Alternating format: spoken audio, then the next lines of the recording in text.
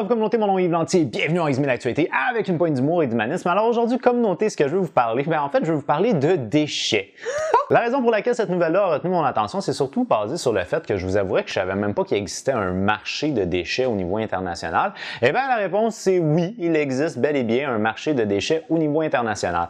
Alors là, ce qu'on a appris cette semaine, c'est qu'en fait, le Canada a finalement décidé de rapatrier ses conteneurs de déchets qui étaient aux Philippines, et ça depuis 2013-2014 environ. Alors en gros, qu'est-ce qui est arrivé, c'est que entre 2013 et 2014, le Canada aurait envoyé un total de 103 conteneurs de matières dites recyclables. Sauf que là, ce qu'il faut savoir, c'est que ces conteneurs-là n'ont pas été envoyés par le pays en soi, mais bien par une entreprise privée qui n'existe plus aujourd'hui, qui était située en Ontario. Alors cette entreprise-là aurait envoyé un total de 103 conteneurs de matières dites recyclables, et lorsqu'elles sont arrivées aux Philippines, ce qu'on a réalisé, c'est que dans ces conteneurs-là, il n'y avait pas uniquement des matières recyclables. Alors, on compte entre autres des affaires comme exemple des serviettes sanitaires ou des couches qui sont pas du tout recyclables. Les Philippines avaient commencé en 2015 à traiter différents conteneurs et en ont fait un total de 34 conteneurs sur les 103. Et là, on a eu toute une tollée qui s'est installée aux Philippines. Cette tollée-là est basée sur le fait que on prend les ordures du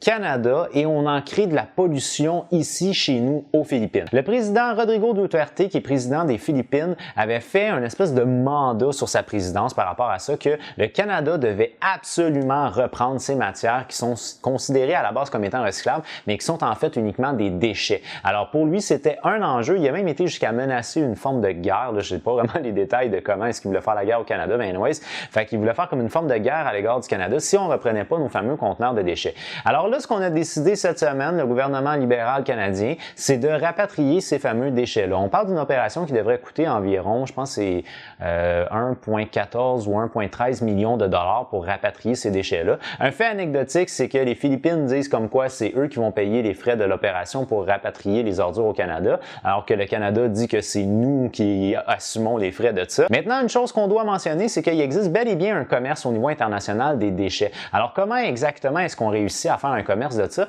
Bien, c'est qu'en fait, lorsqu'on parle de matières recyclables, les pays qui sont les pays les plus riches, parfois, vont être tentés d'envoyer leurs matières recyclables dans des pays qui sont peut-être plus pauvres. Pourquoi? C'est tout simplement parce que pour traiter la matière recyclable, comme par exemple ici au Canada, ça nous coûte plus cher que de la faire traiter par une compagnie XY qui est située aux Philippines. Alors, c'est la raison pour laquelle l'entreprise privée qui était en Ontario avait décidé d'envoyer ces matières dites recyclables vers l'extérieur, c'est-à-dire parce que probablement que ça leur coûtait beaucoup moins cher de le faire ainsi. Qu'est-ce que le pays va faire exactement avec ça? Ou plus particulièrement, qu'est-ce que l'entreprise qui prend ces déchets recyclables-là va faire avec ça? Bien, elle va faire le recyclage, c'est-à-dire qu'elle va transformer la matière pour en faire une nouvelle matière qui, par la suite, elle va la vendre par rapport au marché international pour produire d'autres choses. Fait que, tu sais, en gros, ils sont payés pour traiter la matière, puis en plus, ils vont faire de l'argent avec ce qu'ils vont créer à partir de ce traitement-là. C'est comme un double revenu, mais ça reste quand même des revenus qui sont moindres. C'est pas des revenus qui sont super importants. Il y a d'autres pays plus pauvres qui, eux autres, vont être intéressés par des matières recyclables, surtout pour les faire incinérer.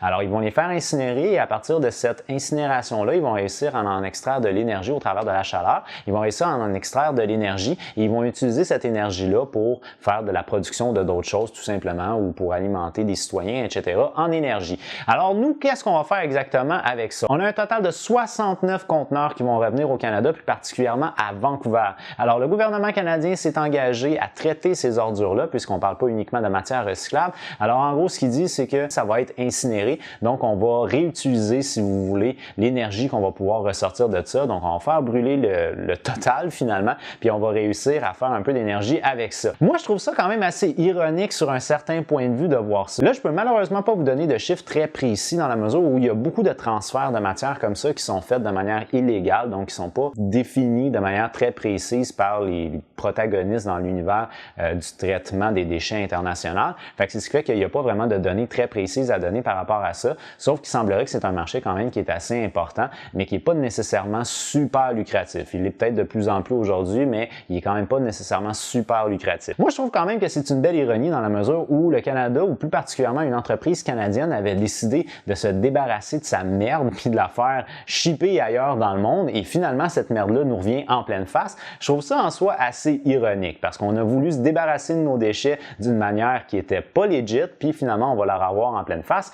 Sauf que là où j'avoue que j'aime peut-être un petit peu moins ça, c'est sur le fait que c'est quand même une entreprise privée qui avait fait ça et que là, aujourd'hui, c'est le gouvernement canadien qui doit en assumer les conséquences et non seulement les conséquences économiques, mais aussi diplomatiques parce que le président Duterte en avait fait vraiment tout un cas contre le Canada par rapport à ces fameux conteneurs-là. Ce qu'il faut mentionner également, c'est qu'il n'y a pas juste le Canada qui a shippé des affaires là-bas, il y a aussi d'autres pays dans le monde. Puis là, en ce moment, on est en train de vérifier différents autres conteneurs que ceux qui sont des conteneurs canadiens pour voir comment est-ce qu'on va les shipper dans le monde parce que ça a l'air qu'il y a plusieurs pays qui sont impliqués là-dedans. Alors bref, c'est ce qui fait que les Philippines se débarrassent de leurs déchets, puis les pays riches écopent, puis en reçoivent des ordures en pleine gueule. Sur sa communauté, pour moi, c'est déjà tout. Je vous remercie immensément d'avoir regardé ma vidéo. Si vous l'avez aimé, n'oubliez pas de donner un petit j'aime. Si vous l'avez vraiment aimé, bien entendu, vous pouvez la partager. Moi, je vous donne rendez-vous sur ma prochaine vidéo, mais d'ici là, je vous dis, j'ai déjà hâte de vous voir. As always, with love. Bye bye.